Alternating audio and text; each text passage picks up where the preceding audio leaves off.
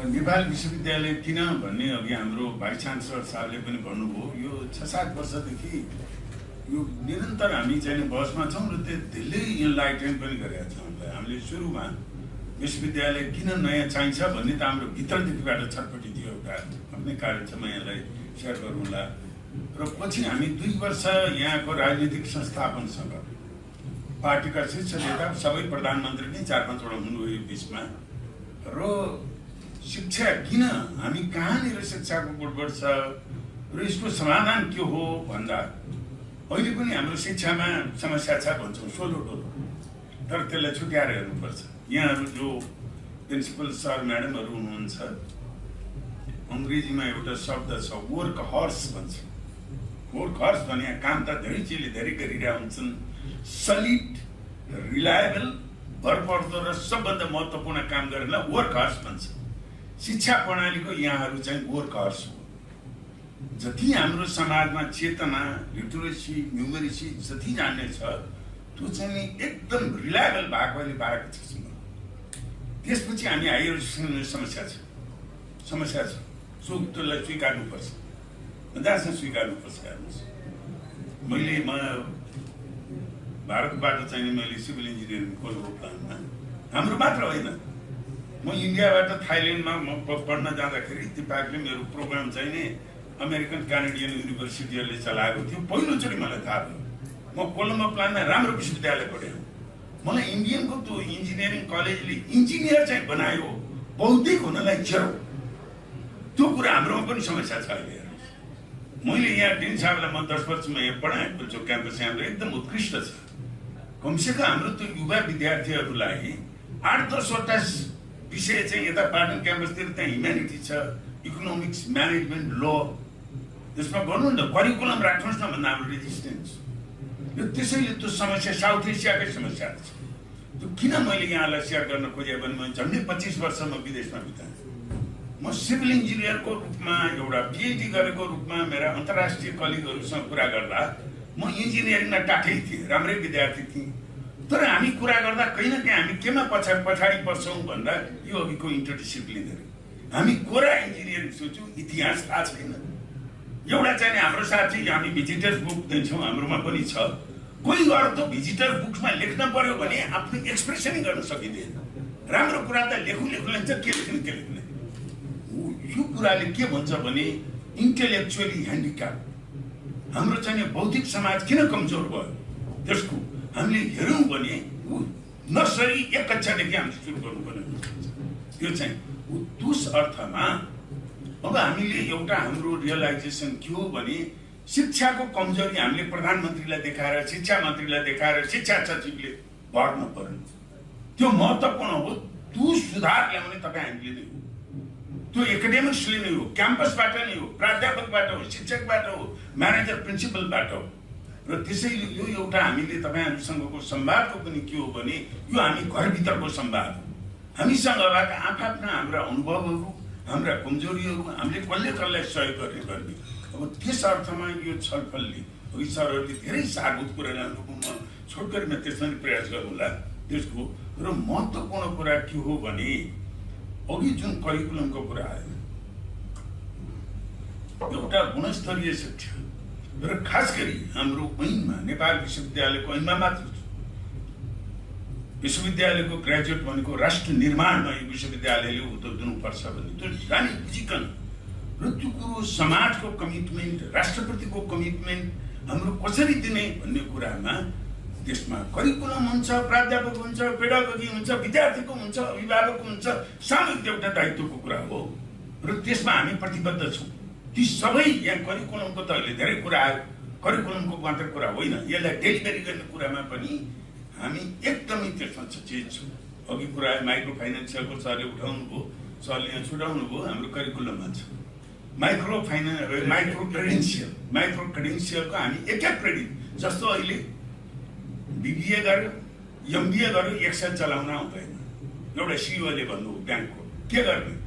MBA गरेको छ आएपछि ब्याङ्कको स्प्रेडसिट चलाउनै आउँदैन, ब्याङ्कमा एक्सेल हुन्छ नि। हो त्यो कुरा GIS, Excel, even bakery cake making 1 credit आउटको त्यो हबी हुन्छ कतिलाई। त्यसको एक क्रेडिटको हामीले 6-7 वटा हरेक सेमेस्टरमा माइक्रो क्रेडेन्सियलको र त्यो हामी इन्डस्ट्रीसँग यहाँको सबभन्दा पहिला हामीले एमओयू सिएनआईसँग र एफएनसिसिआईसँग र यो करिकुलममा अघि यहाँ कुरा आयो इन्डस्ट्रीको हामीले सोधेको छौँ। जस्तो हेर्नुहोस् यहाँ सरहरू नै हुनुहुन्छ एकदम सक्सेस इन एजुकेसन एन्टरप्रेन्योरको, तपाईँहरूले राख्ने एक्जिक्युटिभ सेक्रेटरी भन्ने हामीले अस्ति विज्ञापन गऱ्यौँ। अहिले हामी स्क्रिनिङ गर्दा चाहिँ मैले एउटा पनि पाइनँ। त्यो सेक्रेटरी होइन, मलाई पनि मैले EIT-मा पढ्दा थाहा भयो मेरो प्रेसिडेन्टको एक्जिक्युटिभ सेक्रेटरी भनेको प्रोफेसर भन्दा हि इज एडमिनिस्ट्रेटर, तर उसले त्यो प्रेसिडेन्टले गर्ने 1/3 काम उसैले गरिदिन्थ्यो। मलाई पनि मेरो भाइस च्यान्सलर त्यस्तै चाहियो, म धेरै बिजी हुनुहुन्छ। एक्जिक्युटिभ सेक्रेटरी यस्तो चाहियो कि आधा जति उहाँको फोनबाट उसले काम गरिदियोस्, त्यो हुनुपर्छ। तर हाम्रो विश्वविद्यालय त ग्रेजुएट निकाल्छौँ, हामी त लोकसेवा पास गरेर टिप्पणी लेख्ने र सही गरेको बन्द मात्रै छ। क्रिएटिभिटी छैन, क्रिटिकल थिङ्किङ छैन। हो यी कुरालाई मार्केटमा के छ भन्ने हामी यो 6-7 वर्षदेखि मेन रूपमा हामीले त्यसलाई करिकुलममा रिफ्लेक्ट गर्ने मात्र होइन, त्यसलाई डेलिभरी नै कसरी गर्ने र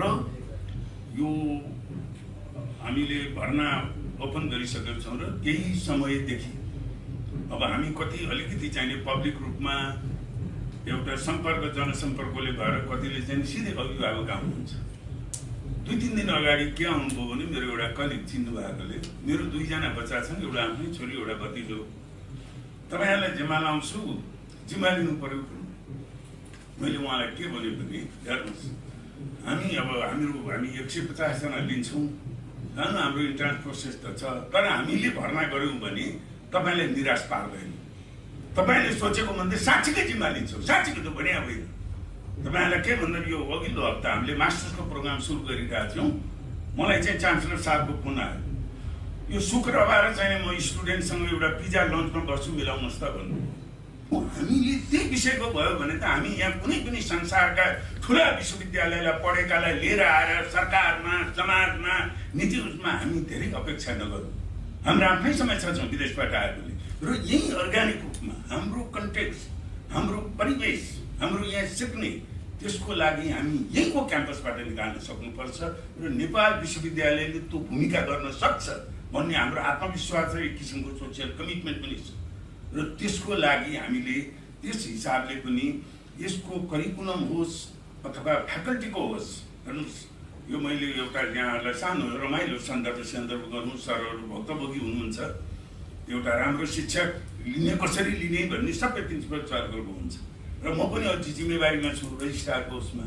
र मैले धेरै साथीहरू एकदम PhD गरेर आउनु भएको छ, पोस्टडक गर्नुभएको छ, पब्लिकेसन छ, सबै कुरो गरेपछि म एउटा कुरा सूचना दिन्छु उहाँहरूलाई, तपाईँ इन्ट्रेस्टेड हुन्छ भने हाम्रो अपेक्षा के हुन्छ जान्नुहोस् है फ्याकल्टीहरूले। त्यसमा के भन्छु भने हेर्नुहोस्, हाम्रो क्लासरुम पब्लिकली ओपन हुन्छ,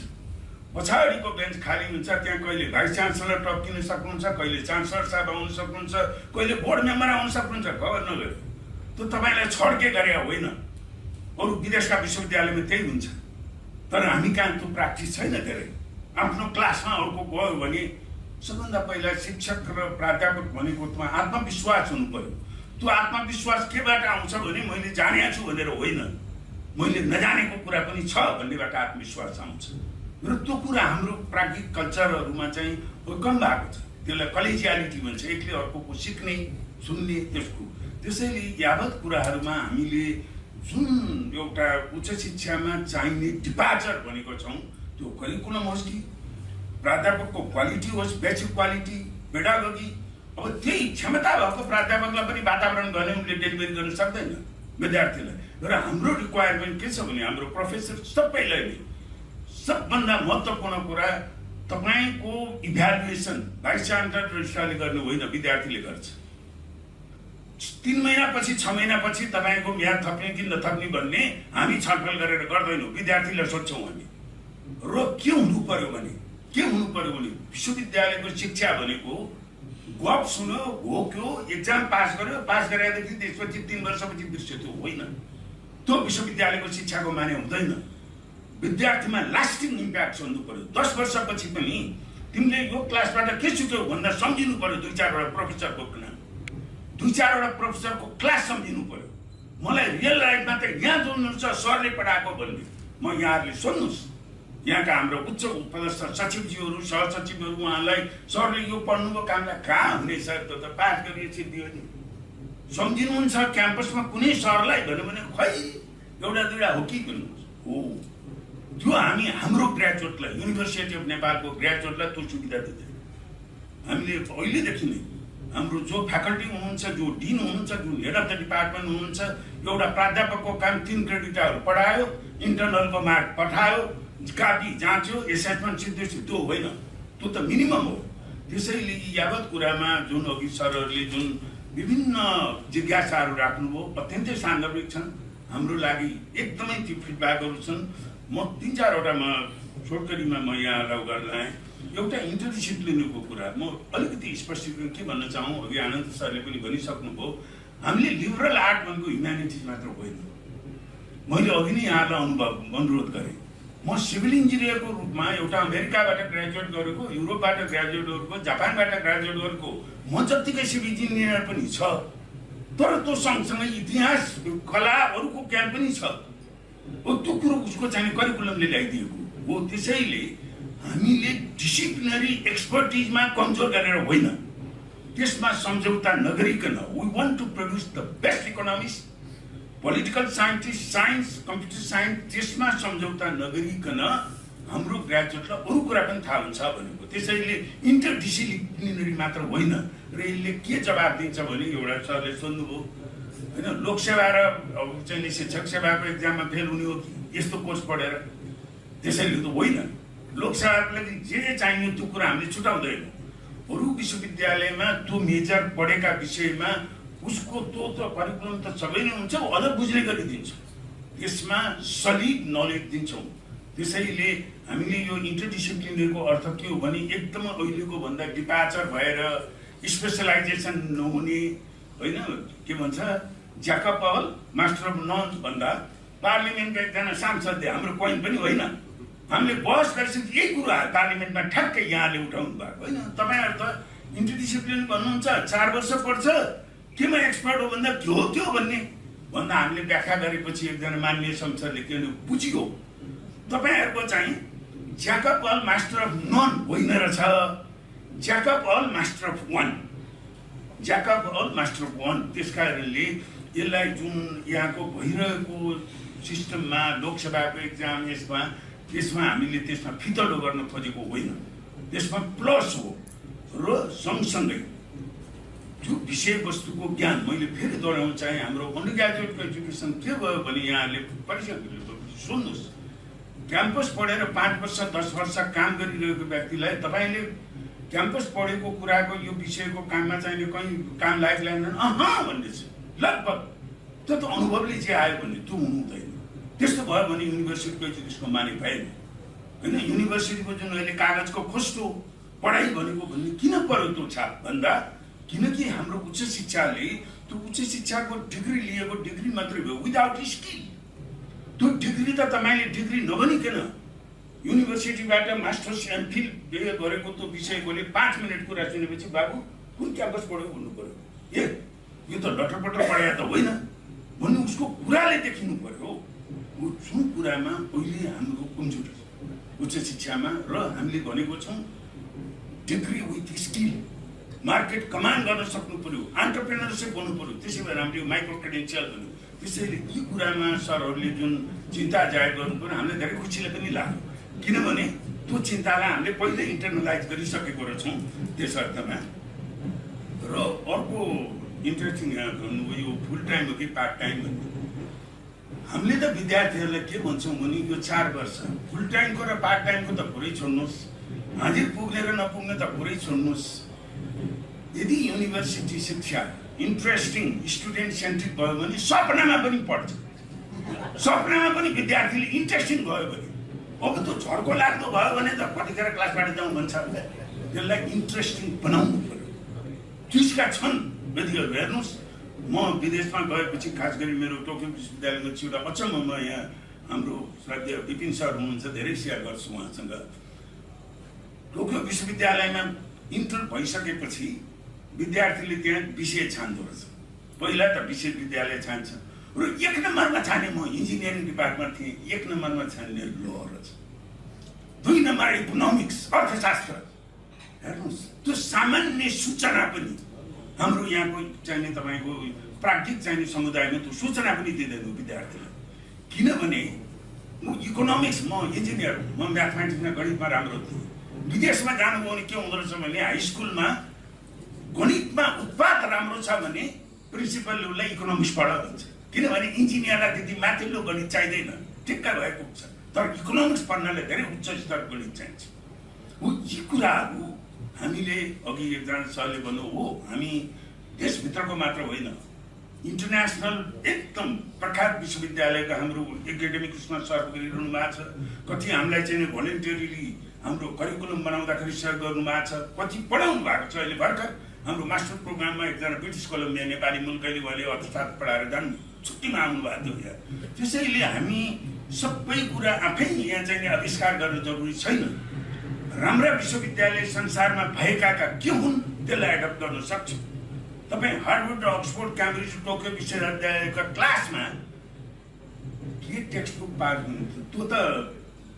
अक्सफोर्डमा भएको टेक्स्ट बुक यहाँ पढाउनु पाइँदैन भन्दैन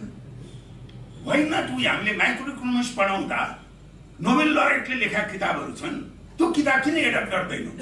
किन हाम्रो यहाँ चाहिँ एकदम कपी पेस्ट गरेर गरेको कनी नेपालीले अङ्ग्रेजीमा लेखेर किन पढाउनु पर्यो मैले नेपाली अथर भनेर अवमूल्यन गरे होइन हुन सक्छन् ती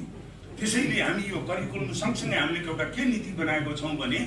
हामी कुन टेक्स्ट बुक भन्ने बेस्ट टेक्स्ट बुक डेभलप गर्छौँ र त्यो बेस्ट टेक्स्ट बुक पढाउन नै मैले यहाँलाई एउटा इन्ट्रेस्टिङ कुरा भनौँ केही आकाङ्क्षीहरू प्राध्यापक जबको आकाङ्क्षीहरूलाई यो कुरा भन्दा नै हामी बेस्ट टेक्स्ट बुक अफर गर्छौँ हामी विद्यार्थीलाई रेकमेन्ड गर्छौँ तपाईँले छोडेर सिद्धो मात्र होइन तपाईँ क्लासमा जानेपछि कतिले ए त्यसो भने त खै होइन उहाँले अर्कोलाई भन्नु खै यो विश्वविद्यालय त्यस्तै रहेछ अब पढाउने उहाँको अलिक ठुलै महत्त्वाकाङ्क्षी खोज्नु त्यो महत्त्वाकाङ्क्षी खोज होइन त्यति पनि गर्न सक्दैन युनिभर्सिटी चलाउनु हुँदैन तपाईँको युनिभर्सिटी म्यानेजमेन्टले राम्रो करिकुलम बेस्ट टेक्स्ट बुक र क्वालिफाइड टिचर र त्यसको प्रभाव केमा देखिनु पर्यो भने हामीले आएर भाषण गर्ने मात्र हुँदैन त्यो प्रभाव हाम्रो ग्रेजुएटमा देखिनु पर्यो 2 वर्षपछि सरहरूले हामीले भनेको कुरा बताउनुहुन्न हाम्रो विद्यार्थीले भन्नु पर्यो त्यो कुरा त्यसैले यी कुराहरूमा गर्न सक्ने जति हाम्रो स्रोत साधनले भ्याए जति र सबभन्दा एउटा फर्चुनेट कुरा भनौँ राम्रो कुरा नेपाल विश्वविद्यालयको के हो भने खास गरी जो अग्रजहरू यो 7-8 वर्षदेखि डाक्टर अर्जुन कार्कीको नेतृत्वमा हाम्रो विपिन सर हुनुहुन्छ गुणकान्त सर हुनुहुन्छ यहाँ हेमला म्याडम अघि नै गरिसक्नु यो सामूहिक प्रयासबाट नेपाल सरकार र राज्य केमा कन्भिन्स भयो भने एकाडेमिक एउटा हुनुको लागि विश्वविद्यालयलाई एउटा स्वायत्तता दिन पर्ने छ हामी पूर्ण स्वायत्तता छ हाम्रो प्रधानमन्त्री हाम्रो कुलपति हुनुहुन्न त्यसै भएर अहिलेको अध्यादेशको यो हुन्डरीमा पनि एउटा मात्र विश्वविद्यालय बचेको नेपाल विश्वविद्यालय हामीलाई सरकारले छुएन त्यो एउटा विश्वास पनि हो र त्यसले एउटा जिम्मेवारी बोध हामीलाई भएको पनि छ एउटा दायित्व पनि सिर्जना गरेको छ यसको र यो अघि नै मैले करिकुलमको फिडब्याकमा भने हामी यहाँहरूको निरन्तर फेरि के हो भने करिकुलम भनेको डाइनामिक कुरा हो त्यो एकदम एक ठाउँमा स्टप हुने होइन हामीले यो निरन्तर रूपमा आउने यहाँहरूको फिडब्याक र मूल कुरा हामीले यो +2 को स्कुलको प्रिन्सिपलहरू सरसँग हामीले किन यो संवाद कार्यक्रम राखेको म फेरि दोहोऱ्याउन चाहन्छु युनिभर्सिटी आइसोलेसनमा राम्रो युनिभर्सिटी बन्दैन र यहाँहरूको कलेज पनि आइसोलेसनमा राम्रो कलेज 2-4 वर्ष होला बन्दैन त्यो होल इकोसिस्टममाथि जानु पर्यो र त्यसमा हामी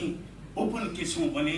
यहाँहरू जस्तो एउटा जो यहाँले हामीले अहिले सिक्दैछौँ र वास्तवमा भन्यो भने म यहाँहरूलाई फुर्काएको होइन केही सरहरूको केही संस्थाहरूको जो विकास गर्नुभएको छ हामी यो युनिभर्सिटी बनाउँदा पनि पटक पटक मैले पार्लियामेन्टमा पनि भनेको छु तपाईहरू शिक्षालाई गुणस्तरीय बनाउन सकिन्छ भने अहिले केही निजी विद्यालयहरूको +2हरूको उहाँहरूलाई हेर्नुहोस् केही प्राइभेट कलेजहरूलाई हेर्नुहोस् हामी यहीँको स्रोत साधनबाट गर्न सक्छौँ त्यो स्वायत्तता भयो भने पनि त्यसमा त्यस अर्थमा यहाँहरूको जुन अनुभव छ एउटा सलिड अनुभव जुन छ र सँगसँगै मैले अन्तमा के भन्न चाहेँ भने काठमाडौँमै अथवा मफसलमा पनि केही स्कुल 100औँमै आउँछन् अन्तर्राष्ट्रिय स्तरका छ अघि हाम्रो भिसी साहबले भनिसक्नु म हाई स्कुल पढ्दा मैले सरकारी स्कुल पढेँ मेरो बाला बोर्डिङ भन्दा कि दार्जिलिङ पढाउनु पर्थ्यो कि नैनीताल कि बेङ्गलोर पढाउनु पर्थ्यो। सामान्य हामी मिडल क्लासले सक्दैन। अहिले ती स्तरका यहाँ 100 स्कुल छ। तपाईँहरूले यो सानो कन्ट्रिब्युसन होइन सोसाइटीको लागि। हुन त अब शिक्षा प्राधिकरण भयो भने विभिन्न टिका टिप्पणी हुन्छन्, त्यसको अर्कै पाटो छ। तर तपाईँहरूलाई भएको ठुलो अन्याय के हो भने तपाईँहरूको बेस्ट ग्रेजुएट 12 क्लासको के चाहनुहुन्छ भने तपाईँहरू पनि मेरो विद्यार्थीले समाजमा यो कन्ट्रिब्युट गर्यो, मेरो विद्यार्थी मन्त्री भयो, मेरो विद्यार्थी गभर्नर भयो, मेरो विद्यार्थी गभर्नर मात्र भएन, बेस्ट गभर्नर भयो, बेस्ट इकोनोमिक पोलिसी ल्यायो, बेस्ट इन्जिनियर भयो, एउटा भौतिक भयो हेर्दा भन्ने त तपाईँहरूको ब्रान्ड।